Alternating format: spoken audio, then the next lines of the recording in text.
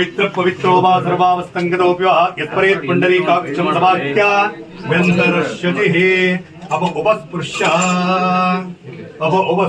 गुरुगणपतिं प्रार्थनां करिष्ये।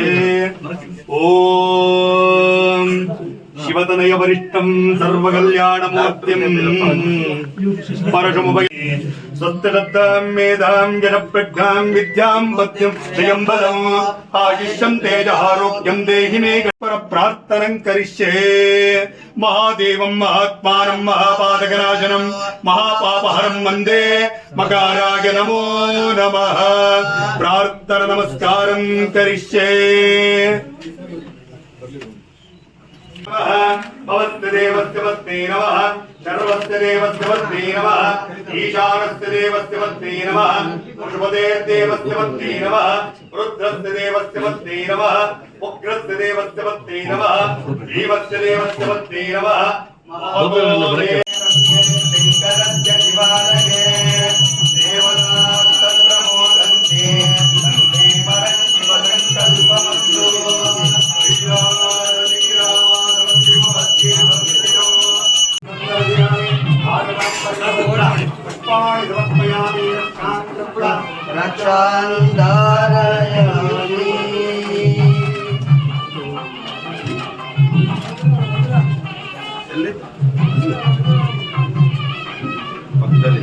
नमो नमः कद्रुद्राय प्रजेतसे मीटट्टमाय दप्यसे ओचेम शन्तमकुमृते।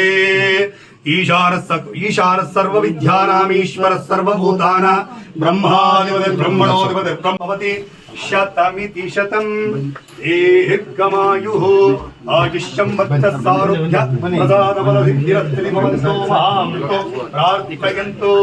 देवस्य गृहे मुनयो वसन्ति देवानां कवयः पार्थिवासाः देवा इदं नेतु मनस्यमानो दिविधेवो वसवो दीर्घमायुः।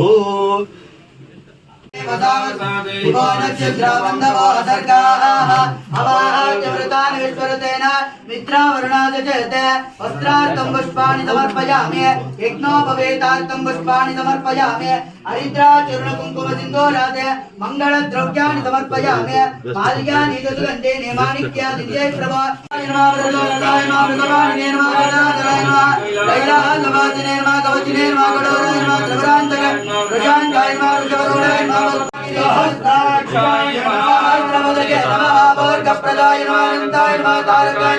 परमेश्वराय नमः। गोविन्देश्वर स्वामिने नमः। अष्टोत्तर पूजां समर्पयामि अथ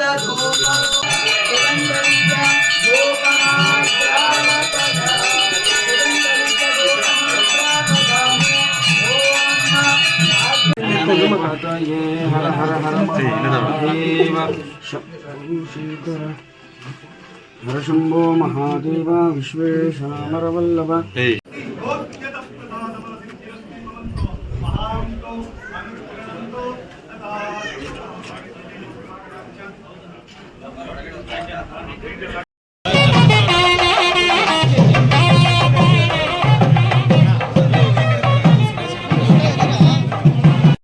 ಶ್ರೀ ಹೈಕಮಾಂಡ್ನವರು ಇವತ್ತು ಅವರನ್ನು ಆಯ್ಕೆ ಮಾಡಿದ್ದಾರೆ. ನಾವೆಲ್ಲ ಕೂಡ 23ರ ಚುನಾವಣೆಯಲ್ಲಿ ಅಭ್ಯರ್ಥಿಗಳಾಗಿದ್ದಂಥ ಜಿಲ್ಲೆಯ ಎಲ್ಲ ಅಭ್ಯರ್ಥಿಗಳು, ನಮ್ಮ ನಿಕಟಪೂರ್ವ ಅಧ್ಯಕ್ಷರು ರಾಮಲಿಂಗಪ್ಪನವರು, ನಾವೆಲ್ಲ ಕೂಡ ಇವತ್ತು ಹಿರಿಯ ಮುಖಂಡರುಗಳು ಕೆ ವಿ ನಾಗರಾಜ್ರವರು, ನಮ್ಮ ನವೀನ್ ಕಿರಣ್ರವರು ಎಲ್ಲರೂ ಕೂಡ ಬಂದಿದ್ದೇವೆ. ಮೊದಲನೇದಾಗಿ ಸೀಕಲ್ ರಾಮಚಂದ್ರೇಗೌಡರನ್ನ ಅವರಿಗೆ ಅಭಿನಂದನೆಯನ್ನು ಸಲ್ಲಿಸ್ತೇನೆ.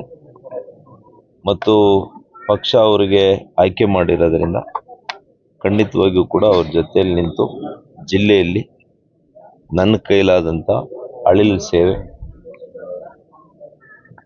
ಪಕ್ಷದ ಬಲವರ್ಧನೆಗೆ ಏನಾಗಬೇಕು ಅದನ್ನು ಪ್ರಾಮಾಣಿಕತೆಯಿಂದ ನಾನು ಮಾಡಲಿಕ್ಕೆ ಪ್ರಯತ್ನವನ್ನು ನಾನು ಮಾಡ್ತೇನೆ. ಸರ್, 19ರಂದು ಸಚಿವ ಸಂಪುಟ ಸಭೆ ಕ್ಯಾಬಿನೆಟ್ ನಂದಿ ಬೆಟ್ಟದಲ್ಲಿ ಆಗ್ತಾ ಇರ್ತಕ್ಕಂಥದ್ದು ಸ್ವಾಗತ ಮಾಡ್ತೇನೆ.